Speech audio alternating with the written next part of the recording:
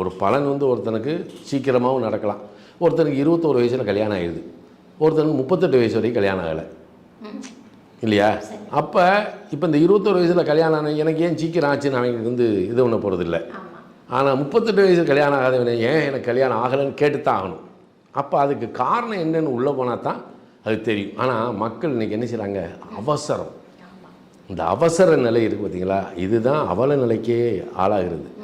அப்போ ஒரு நிதானம், ஒரு பொறுமையோடு கடைப்பிடிச்சா காலத்தை வெல்லலாம். இப்போ ஜோதிடத்தில் ஒரு பழமொழி உண்டு, என்னென்னா விதியை மதியால் வெல்லலான்றான்.